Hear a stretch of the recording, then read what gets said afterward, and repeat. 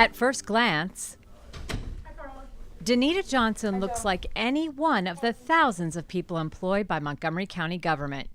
You wouldn't know it, but Danita Johnson has a medical condition that impacted her ability to find professional employment. Danita speaking. Armed with a college degree, plenty of qualifications, and a strong desire to work, she struggled to find a job. Okay, thank you much. This fall, she will mark her 1-year anniversary working for the county. She was hired through an employment hiring initiative that allows for the appointment of qualified persons with disabilities into a county position. It would be very important for other agencies to realize that they could be missing out on having great employees working for them if they consider hiring people with disabilities. Danita was hired through the non-competitive hiring process, which allows for the appointment of a qualified person with a disability to a county job. We hope to kind of shatter that bubble or that myth that they're unemployable, they're not reliable, and they can't do any work. Again, our program has shown otherwise. And the folks in the county's Department of Environmental Protection agree. Brian Kao has been in this office since 2007. He got his start through the county's customized employment public intern program. After his 2-year term as an intern was up, there wasn't anything on the books where Brian could move into a job. But behind the scenes, county officials worked in partnership with advocates for people with disabilities and veterans to increase employment opportunities. The non-competitive hiring process is a game changer. When this hiring preference program was put into place in 2012, he became an official employee.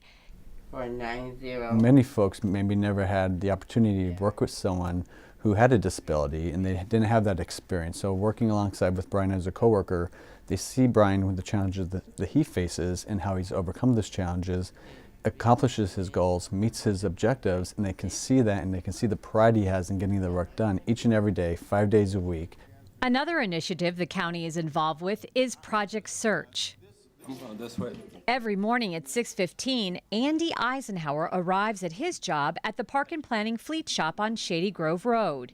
He's been working there for several months, but he started as an intern through Project Search. We use him for various projects, extra things that, to help the mechanics out and to keep the operations rolling smoothly, recycling, parts, inventory, things like that. We just use them for the little extra things you don't get around to a lot. And county officials believe the steps they have taken to be more inclusive in the hiring process is a big step in that direction. We need to change that. And you change that first by treating all people with dignity and respect. You change that by giving people an opportunity, and you change that by enlightening all of us. In the county's Treasury Division, Amy Lydane is credited with finding close to 5,000 accounts in the Homestead Property Tax Credit Program that were out of compliance, to the tune of close to $2 million. Hired to her position in that department non-competitively, she is literally making a difference in the county's bottom line. Good afternoon, how's it going? That kind of commitment is what Andrew Lampy is known for in the Department of General Services. All these work for Montgomery County and a computer whiz. He figured out the county's complex Oracle program and is regularly given additional tasks that he completes without missing a beat.